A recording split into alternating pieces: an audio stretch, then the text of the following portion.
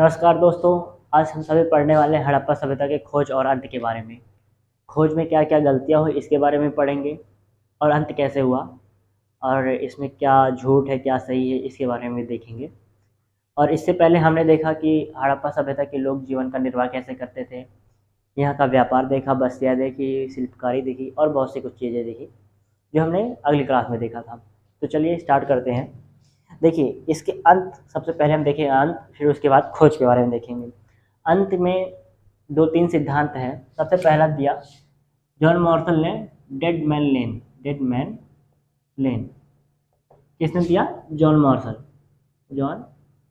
Morsel. बहुत important व्यक्ति हैं, इनको याद रखिएगा। अभी आगे इनके बारे में पढ़ेंगे। पुस्तक पुस्तक में ही बताएंगे ना। इस पुस्तक में लिखा इन्होंने मोहनजोदड़ो एंड इंडस सिविलाइजेशन 1931। क्या बताया इन्होंने? इन्होंने बताया एक मोहनजोदड़ो में हमें 3 से 6 फीट की चौड़ी संकरी गली मिलती है जो पश्चिम की तरफ मुड़ती है। ठीक है, 3 से 6 फीट जहाँ पश्चिम की ओर मुड़ती है वहाँ 4 फीट 2 इंच 4 फीट 2 इंच गहराई में हमें क्या क्या मिलता है? अस्थियाँ कुछ मिलती हैं, जिसमें क्या है? खोपड़ी है, छाती की अस्थियाँ हैं, हाथ है। 15 इंच की दूरी पर फिर हमें कुछ छोटी खोपड़ी के साक्ष्य मिलते हैं। ये है, इन्हें मिला। और साथ ही साथ 1925 में इसी स्थान से 16 लोगों की और अस्थियाँ मिली। और ये अस्थियाँ जो थीं वो वही कपड़ा पहन रखी थी, वही वस्त्र पहन रखे थे जिस समय इसकी मृत्यु हुई। जो पहन रखा था वही कपड़े। तो इन्होंने बस इतना बताया। इसी के आधार पर इसका नाम रख दिया गया डेड मैन लेन। खोपड़ी, छाती और ये आड़े टेढ़े पड़े रखे थे। और अब इन्हीं का समर्थन करते हैं कौन? R.E.M. व्हीलर। R.E.M. व्हीलर। पुस्तक का नाम, इस पुस्तक में एंशिएंट इंडिया। कब? 1947। हाँ, 1947। इन्होंने क्या बताया? इन्होंने इसका संबंध ऋग्वेद से जोड़ना चाहा। ऋग्वेद में इन्होंने पुर का उल्लेख देखा। पुर का अर्थ होता है किला, गढ़, किलागढ़। ठीक है। और पुरंदर का उल्लेख मिलता है ऋग्वेद में। पुरंदर, जिसका अर्थ होता है गढ़ विध्वंसक। और पुरंदर किसके देवता थे? आर्यों के देवता थे ये। ठीक है। तो इन्होंने कहा, और पुरंदर का दूसरा नाम क्या था? इंद्र। इन्होंने कहा कि आर्यों का आक्रमण हुआ है इसलिए क्योंकि सबसे पहले हमें हड़प्पा सभ्यता मिला। हड़प्पा सभ्यता से हमने बताया था कि आपको कि अलेक्जेंडर कनिंघम, इन्होंने बताया कि यहाँ ईंटें चुराने वाले ने इसे ध्वस्त कर दिया था। तो इन्होंने सोचा कि यहाँ पे कोई किला नहीं है, इसलिए हो सकता है इसको किले को विध्वंस कर दिया है, इन्हों को ख़त्म कर दिया है किले को। तो इसी हिसाब से कहते हैं कि आर्यों का आक्रमण हुआ होगा। फिर इसके बाद होते हैं एक जॉल डेल्स। इन्होंने इसको बताया झूठा। George Dales. इनकी पुस्तक का नाम क्या है? The mythical massacre at Mohenjodaro 1964 में लिखा इन्होंने। इन्होंने कहा भाई अगर यहाँ पे आक्रमण हुआ है तो यहाँ कवचधारी सैनिक कहाँ है, हथियार कहाँ है, अस्त्र शस्त्र कुछ है ही नहीं। 2-4 जगह आपको अस्थियाँ क्या मिल गई आड़े टेढ़े, तो आप सोच रहे हैं कि आक्रमण हुआ है। इन्होंने इसका प्रमाण मांगा कि यहाँ पे हथियार कहाँ है, कवचधारी सैनिक कहाँ है, तो किसी के पास कोई जवाब नहीं था। इसीलिए इसका नाम रख दिया गया मिथिकल मैसेकर एट मोहनजोदड़ो। इनके बुक का नाम इसी वजह से पड़ा। तो इसको खारिज कर दिया कि आर्यों का आक्रमण नहीं हुआ है। हालांकि अंत कैसे हुआ इसके बारे में भी अभी कुछ कहा नहीं जा सकता। अब आते हैं खोज पे। खोज खोज कब हुआ? आप सभी को पता है जब इसका खोज हुआ तो भारत औपनिवेशिक देश था, यानी कि गुलाम देश था, ठीक है, ब्रिटिश का। तो ब्रिटिशर्स ने ही जो कुछ किया उन्होंने ही किया। इन्होंने ही भारतीय पुरातत्विक सर्वेक्षण का गठन किया। भारतीय पुरातत्विद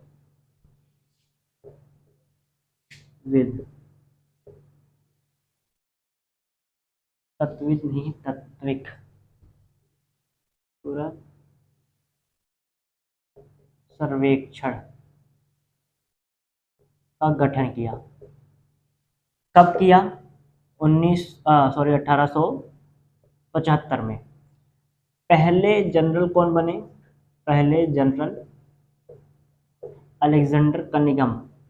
अलेक्जेंडर कनिंघम अलेक्जेंडर कनिंघम इन्हीं को ही भारतीय पुरातत्विक सर्वेक्षण का पितामह कहा जाता है, मतलब पिता मानी पिता, जनक कहा जा सकता है, यूँ कह सकते हैं। और साथ ही साथ हमें इन्होंने बहुत ही बड़ी मिस्टेक की। इन्होंने सिर्फ लेख के आधार पर भारतीय के इतिहास को खंगाला। जैसे साहित्य हो गया, अभिलेख हो गया। अभिलेख साहित्य किसके पढ़ेंगे प्राचीन में? वही चीन यात्री जो आए हैं बौद्ध भिक्षु बनने, उन्हीं के अभिलेख को पढ़ा, उन्हीं के साहित्य को पढ़ा और भारतीय इतिहास को परखने की बहुत बड़ी चूक कर बैठे। इन्होंने 6वीं शताब्दी ईसा पूर्व से चौथी शताब्दी ईस्वी तक भारत के जो सभ्यता है यहाँ से सोचा कि गंगा नदी के किनारे पनपी, लेकिन सभी को पता है ये गलत है। क्या इनके पास कोई हड़प्पा सभ्यता का कोई साक्ष्य नहीं मिला कि इससे पता लगा सके? बिल्कुल मिला था। मुहर इनके पास कई बार कहीं यहाँ इनके पास पहुंची भी, लेकिन इन्होंने उसको देखकर किसी और काल से गणना कर दिया, उस पर ध्यान ही नहीं दिया। ठीक है, इन्होंने बहुत बड़ी मिस्टेक कर दिया यहाँ पे, जिससे ये निसंदेह भारत के इतिहास को जानने में चूक गए। अब इसके बाद कौन आता है? 1924 में कौन आया? John Marshall. अभी जिसके बारे में बताया मैंने, जॉन मार्शल, जिन्होंने डेड मैन लैंड की थ्योरी दी। जॉन मार्शल ने बताया क्या यहाँ पे आया? इन्होंने बताया नहीं, इन्होंने गौर किया। पहले सबसे दयाराम साहनी, ये भी पुरातात्विक है। इन्होंने हड़प्पा से एक मुहर प्राप्त किया। उसी टाइम पे राखलदास बनर्जी ने भी मोहनजोदड़ो से एक क्या प्राप्त किया? मुहर। सेम मुहर थी। जॉन मार्शल मेसोपोटामिया सभ्यता से भी परिचित थे। मेसोपोटामिया यानी कि ईरान, ठीक है, वहाँ पे जो सभ्यता पनपी थी उससे, और वो सभ्यता में हड़प्पा सभ्यता के मुहर मिले थे। लेकिन वो मुहर कहाँ से आए, कैसे आए, कुछ पता नहीं चलता था, क्योंकि उस पर रहस्यमय लिपि लिखी थी, उसको कोई पढ़ नहीं सकता था। तो जब इन्होंने इन दोनों जगहों की मुहर देखें तो ये तुरंत समझ गए यहाँ पे ज़रूर कोई सभ्यता है। इन्होंने तुरंत ही विश्व के सामने ऐलान कर दिया कि यहाँ पे कोई नई सभ्यता है।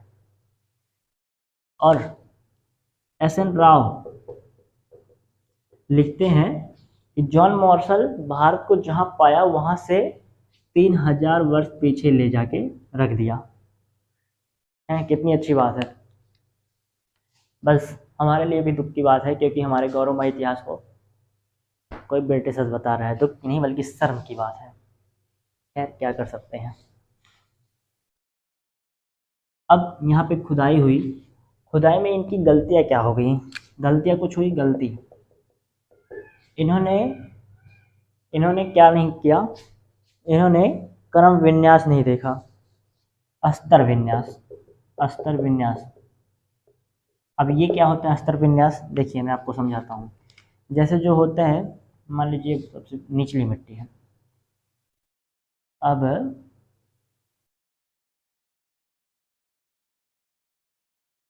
न्यू कुछ बनाते हैं ना।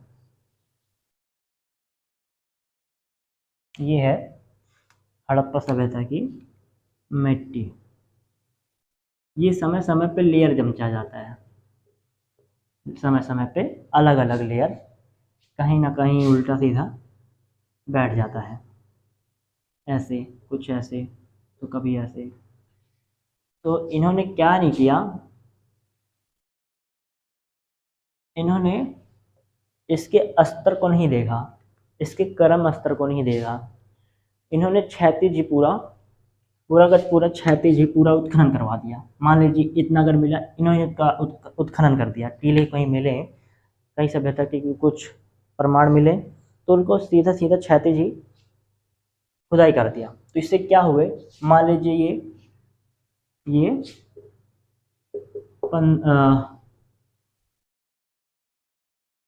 ये कुछ, हाँ 15वीं कह सकते हैं, 15वीं शताब्दी ईसा पूर्व के थे, और 1500 ईसा पूर्व थे, और ये 1600 था, ये मान लीजिए 1900 था। तो इन्होंने क्या किया? सबको मिला दिया। अब सारी वस्तुएं, कोई 1900 ईसा पूर्व की है तो कोई 1500, सबको एक में मिला के एक में रख दिया। तो इससे बहुत सी हमारी महत्वपूर्ण वस्तुएं, जो जानकारी थी, वो विलुप्त हो गई, हमेशा के लिए लुप्त हो गई। तो आगे चल के जब आर एम व्हीलर आते हैं, R E M Wheeler, R E M Wheeler, तो ये कब आते हैं? 1944 में। इन्होंने इस गलती को ठीक किया, लेकिन जितना इन्होंने कर दिया था उतना अब कैसे ठीक किया जा सकता था? जो आगे उत्खनन हुआ उसमें इन्होंने ठीक किया। आर एम व्हीलर, ठीक है। और इसके बाद हम बात करते हैं कि क्या कोई दिक्कत भी आई, कोई समस्या जिसमें ये इसके बारे में जानने में कोई दिक्कत? बहुत सी समस्याएं आई। हमें बहुत सी ऐसी वस्तुएं मिलती हैं जो ये नहीं पता लगा पाते ये किस रूप में इसका यूज़ करते थे। जैसे हमें वेदियाँ मिली। वेदियाँ जो यज्ञ नहीं करते हैं, वेदियाँ ऐसे होती हैं, इसमें बीच में आग जलता है। आग, बहुत पहले यज्ञ करते थे ऋषि मुनि, ऐसे वेदियाँ बनी होती थी। वैसे वैसे ही वेदियाँ हमें मिली हैं। कहाँ कहाँ से? कालीबंगन लोथल से, कालीबंगन कालीबंगन लोथल से वेदियाँ मिली हैं। वेदियाँ, इसको हमने धर्म से जोड़ दिया कि अनुष्ठानिक कार्य के लिए करते थे। क्योंकि अब क्या बताएंगे इसके बारे में?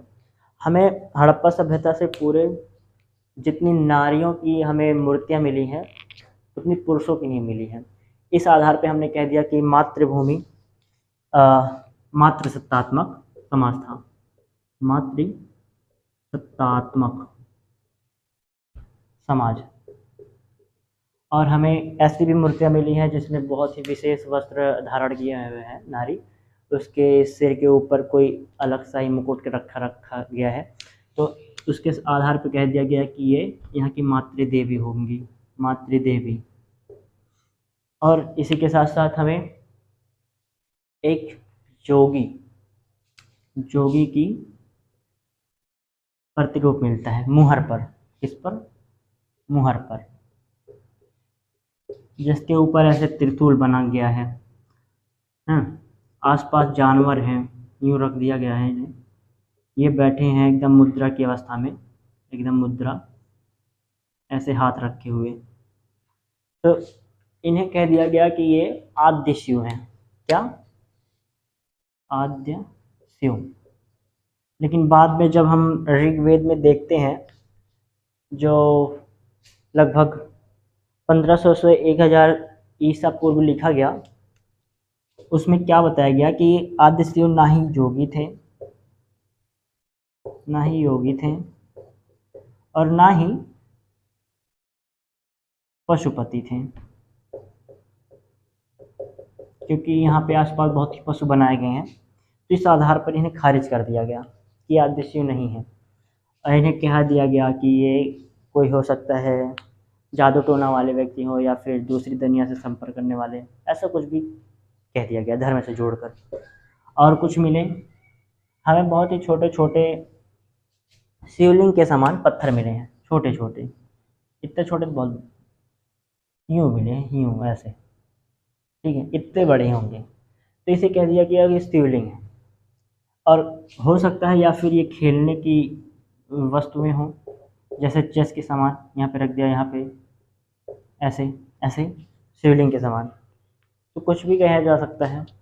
बहुत भी दिक्कत आई हैं खोजों को। उस समय क्या थी वस्तुएं, कैसे प्रयोग लाई जाती थी, इस समय कुछ क्या हो सकती हैं। तो इस समय ऐसा हो गया, हमारा लेसन खत्म। वीडियो अच्छा लगा हो तो लाइक करिएगा, सब्सक्राइब करिएगा, कमेंट करिएगा। धन्यवाद।